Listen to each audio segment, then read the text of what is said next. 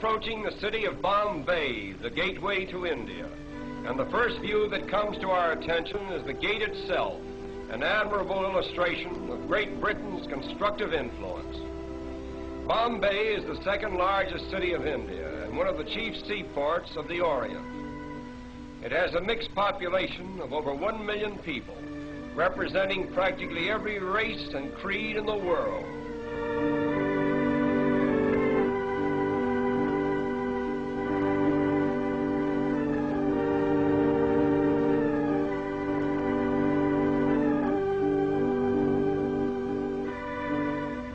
The Taj Mahal Hotel is unquestionably the most pretentious one in all of India. One of the outstanding features of Bombay is its sudden transitions from the modern to the ancient. This scene, for example, was taken a few minutes from the heart of the city, where the 15th century is constantly rubbing shoulders with the 20th. These automobiles cutting into this line of ancient vehicles suggest an odd symbolism which typifies all of India, where time and time again the new cuts into the old. But the gap is soon filled in, and the ancient procession goes on in strange defiance.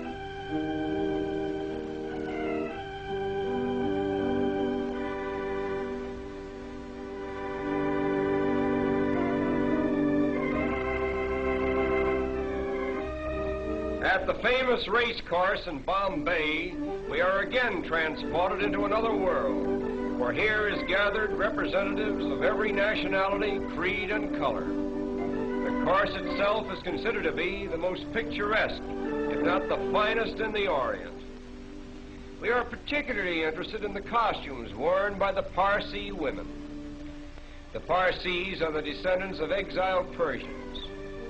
The entire Parsi population now numbers over 50,000, most of whom are residents of Bombay. They are regarded as the wealthiest class in India, and they are obviously the most progressive. Owing to its central position between the East and West, no city can show a greater variety of types than Bombay. Here we find gathered Parsi merchants, Arab traders, Afghans and Sikhs, Chinese, Japanese, Malayans, Americans, and British, all part of the cosmopolitan crowds so characteristic of Bombay.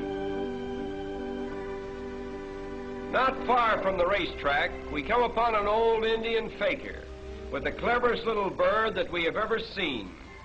We will pause a while and watch this little fellow perform.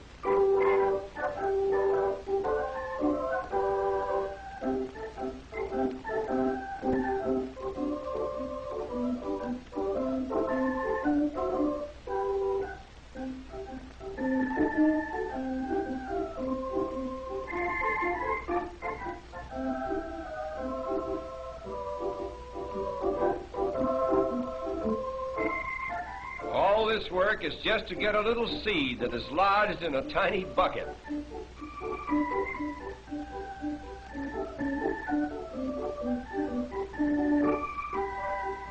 Stringing beads is the most amazing thing that this bird does. A needle is fastened to one end of the thread. The bird actually sticks the needle through a bead, drops the needle, gets a new grip, and slides the bead down onto the thread.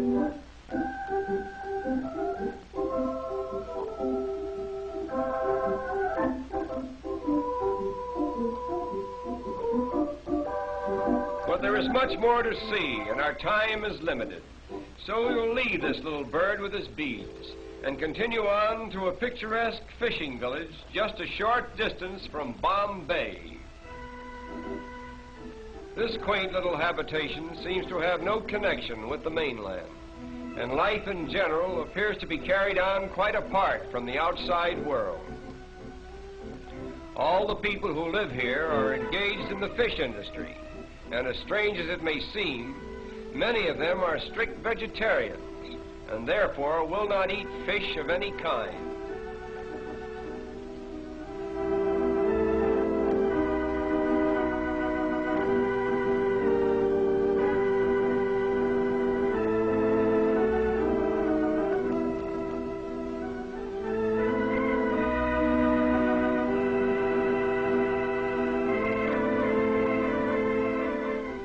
Even in this peaceful little village, there is a rigid system of caste. Here we find two attractive young ladies of the proud fisherfolk class. The dress each is wearing is called a sari. It is a one-piece garment which unwinds to about 8 yards in length. Look closely at these young ladies and you will see a round dot in the center of their foreheads. This dot, which is usually made of red paint, signifies that the wearer is married or eligible for marriage. The flower pot before which they are standing contains the sacred Tulsi plant, an emblem of virtue, which is worshipped exclusively by Indian girls. The story goes that a certain virtuous maiden named Tulsi was changed into a plant just as she was about to be assaulted by a demon. Thus, the Tulsi plant became a shrine of chastity for virtuous Indian girls. The chief occupation for the women of this village is in drying and preparing the fish which is caught by the men. The method for treating the fish is to first soak them in salt and then lay them out on the sun-baked ground. When they are thoroughly dried, they are tied in small bundles and sent to market. These women are treating a smaller species of shrimp, which is swept about in this manner until it is sufficiently salted and dried. It is then used in preparing the famous Indian curry. No picture of India could possibly be complete without a view of its royal elephants on parade.